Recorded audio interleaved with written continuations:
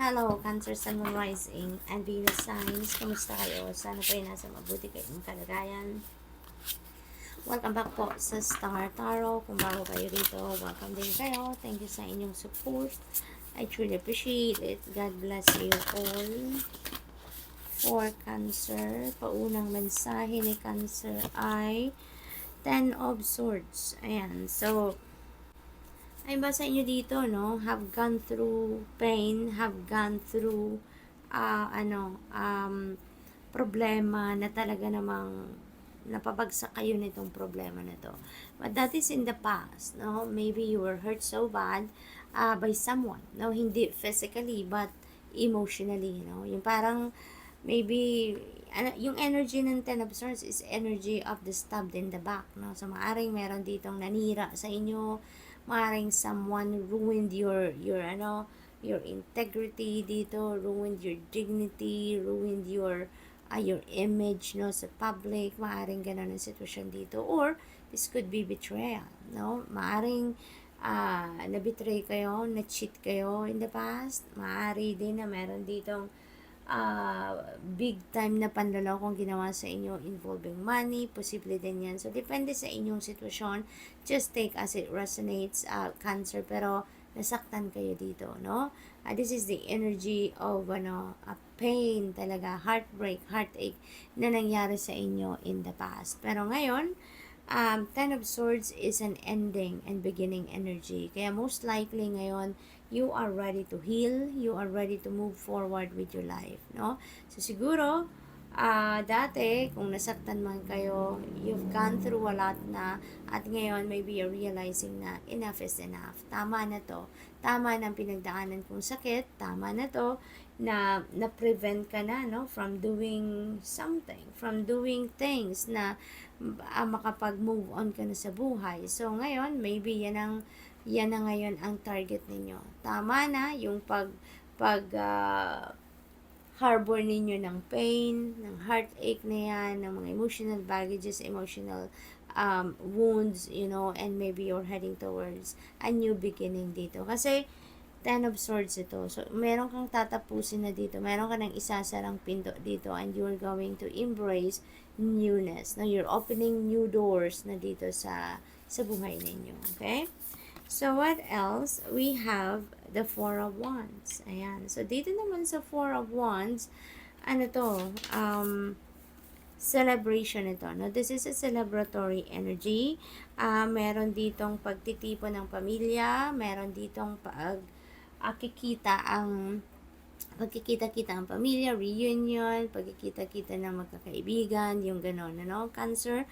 At saka, maybe meron ditong reunion talaga for the reason na maaring merong kasalan. Maaring kayo ang ikakasal. Posible din naman na hindi. Maaring kapamilya ninyo or kaibigan, no? Close to your heart. At kaya kayo magkakaroon din ng reunion because maybe yung kasalan na yan is kung sino may kakasal ay maaaring close to your family, kaya maaaring makikipag-celebrate talaga kayo, no? This is also siguro may birthday lang, maaaring ganon, or anniversary ng parents niyo or anniversary niyo, so posibleng anniversary niyo, so posibleng ganon din ang sitwasyon ng iba. Posible din dito na meron kayong accomplishment or achievement dito na isi-celebrate, kaya kayo mag-gather together. So, we have Eight of Wands. Ayan. So, this is a wonderful news. Magiging excited kayo. Hindi lang kayo, pati na din siguro yung mga kapamilya ninyo. Kasi, meron ditong magandang balita. May mga magagandang opportunities ang maaring kakatok sa inyo at this time. And, kung saan kayo papunta dito, kung where you are heading with this, magiging super excited kayo. You are going to be very excited about it, determined about it. At saka, maari kasi na kung ano man yung opportunity na to na parating sa inyo at this time, maybe this is really what you want. No? Maybe this is what you really are manifesting. Kaya talagang excited kayo at ano kayo, desidido kayo dito na napuntahan, gawin, or kung ano man, no? I-take advantage agad-agad ang opportunity na to.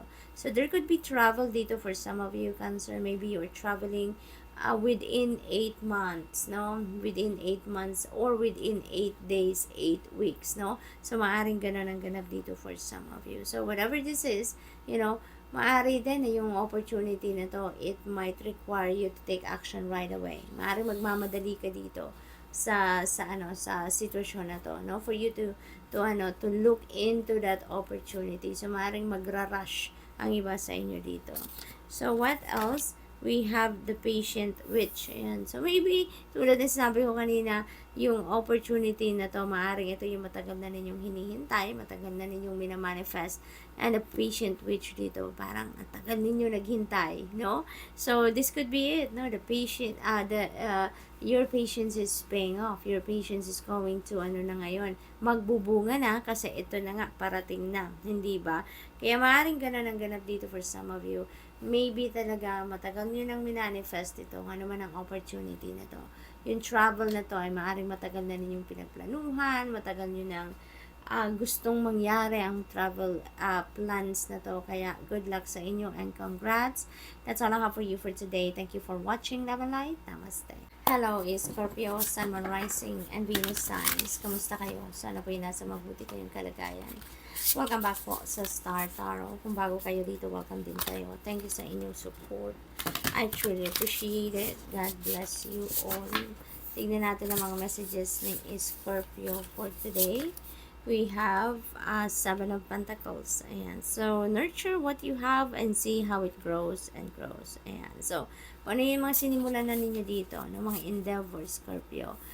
Nurture it, continue to nurture it, continue to cultivate it, and watch it grow, diba? Bantayan ninyo, tignan ninyo, yung ganon. So, maybe kailangan pa ninyong tutukan kung ano man ito. Maaaring kailangan pa ninyo dito ng more time na ilalagay ninyo sa endeavor na yan para makita ninyo talaga, masundan ninyo ano pa ang mga kailangan ninyong gawin. Ano pa yung mga necessary para mapabilis siguro ang pag-come to fruition na kung ano man endeavor na to or yung pag-succeed ninyo sa bagay na ito.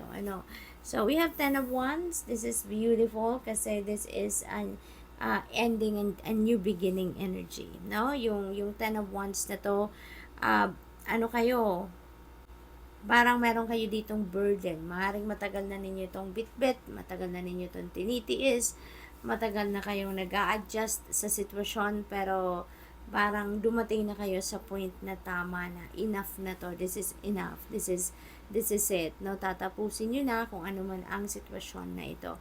Maaari talaga kasi na emotional burden ito, no? Posibleng emotional burden ito is Scorpio, and kailangan nyo na i-give up na ito, no? Kasi maaring hindi na to talaga nakakatulong sa inyo.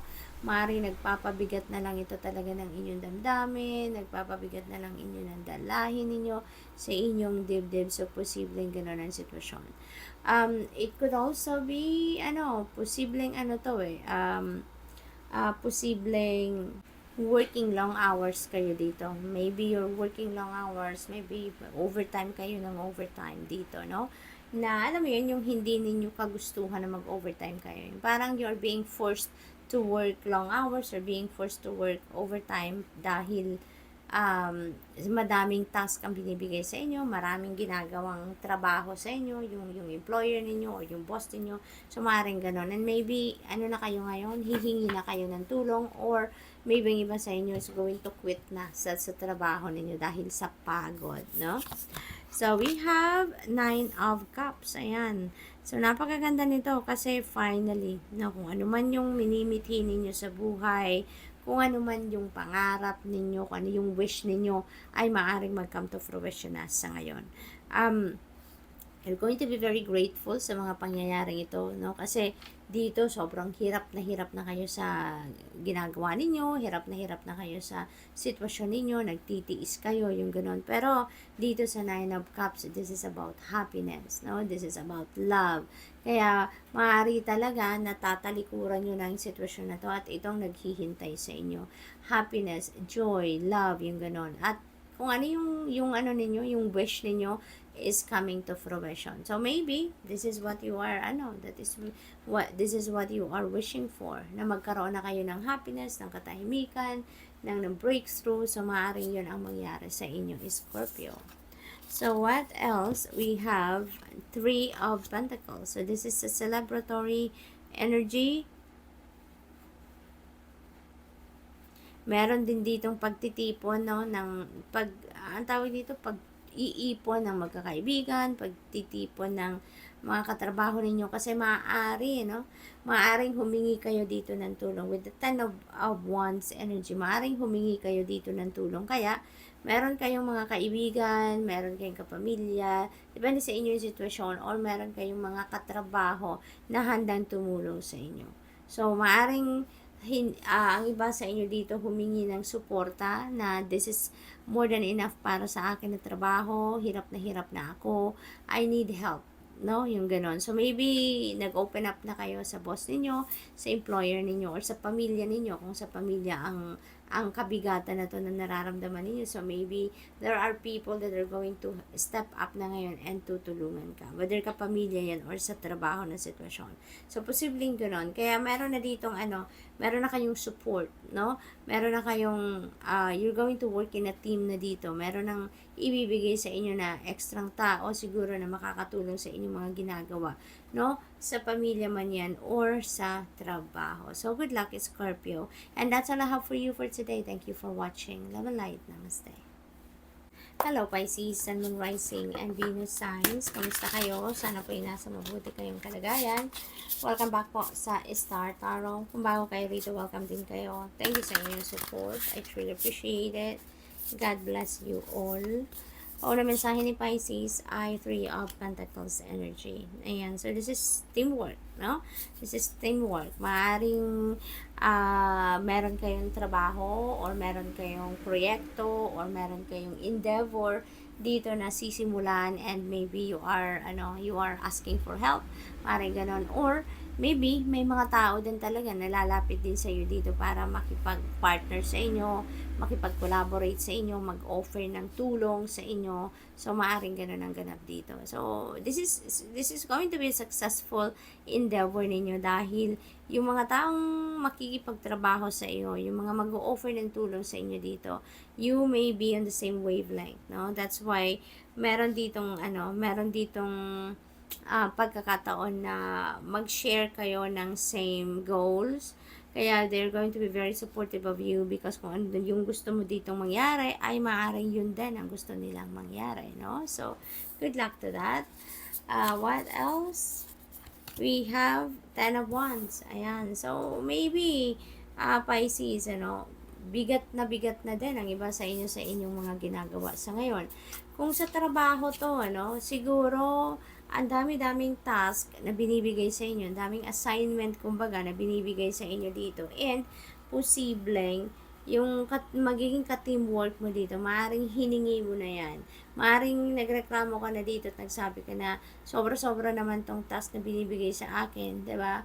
Pagod na ako or nagkakasakit na ako kasi working long hours ako. So maybe you ask for help dito, kaya siguro magkakaroon ka ng katulong din sa kung ano man ang assignment niyo sa trabaho. So posibleng gano'n ang sitwasyon. But in Ten of Wands naman, this could be emotional burden, no? For some of you, maring emotional burden yan.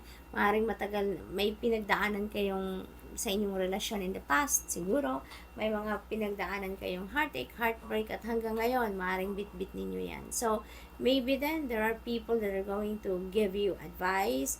May mga tao din na magbibigay sa inyo ng bagong perspective, yung ganon, at maaaring malinawan ang inyong kaisipan, no?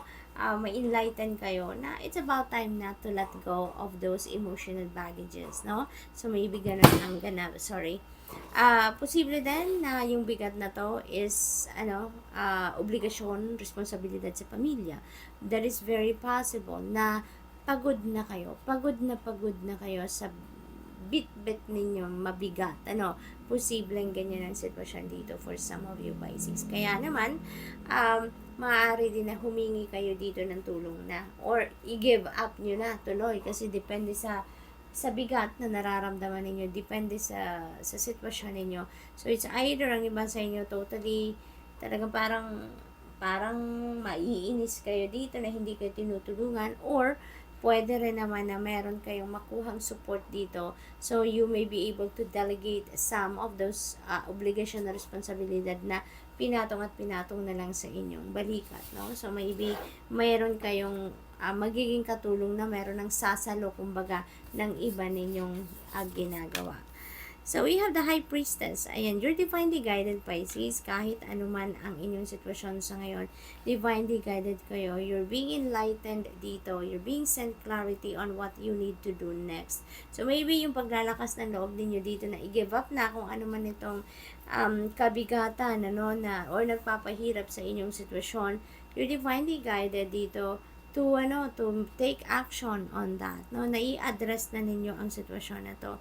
So, ginagabayan kayo, binibigyan kayo ngayon ng enlightenment ng divine universe and the rest of your spirit team, that it's about time na para i-give up nyo na yan. It's about time na mag-speak up na kayo para masolusyonan na kung ano man ang inyong problema ang pinagdadaanan. Okay? So, it's important for you to listen and follow what your intuition is telling you. So, we have King of Wands. Napakaganda. Napakaganda. Kasi ang iba sa inyo dito, talagang siguro merong makakakita ng inyong merong makakakita ng inyong paghihirap, no? Yung nararamdaman ninyong burden dito, merong makakakita. And even if you don't ask for help, no, dahil siguro nakikita nila nahihirapan ka na, there are going to be some people that are going to reach out to you at mag-offer ng tulong sa iyo, mag-offer na pag-aanin ng kung ano man ang inyong pinagdadaanan, no?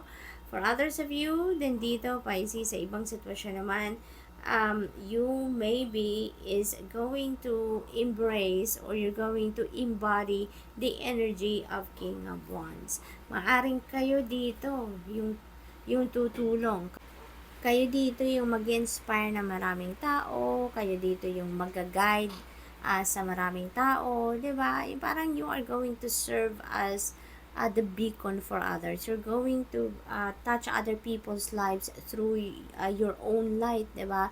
Yung parang kayo dito yung mag-inspire, kayo yung papakita or magagabay sa mga taong nasa paligid ninyo ng tamang daan, yung mga ganon, parang ganon ang ngayon ng iba sa inyo, yun ang misyon ng iba sa inyo dito, Pisces, that you are going to show the way, the right way for other people so that they can also find their own light. So, parang inspirasyon kayo. Magiging inspirasyon kayo ng maraming tao at this time. So, good luck po.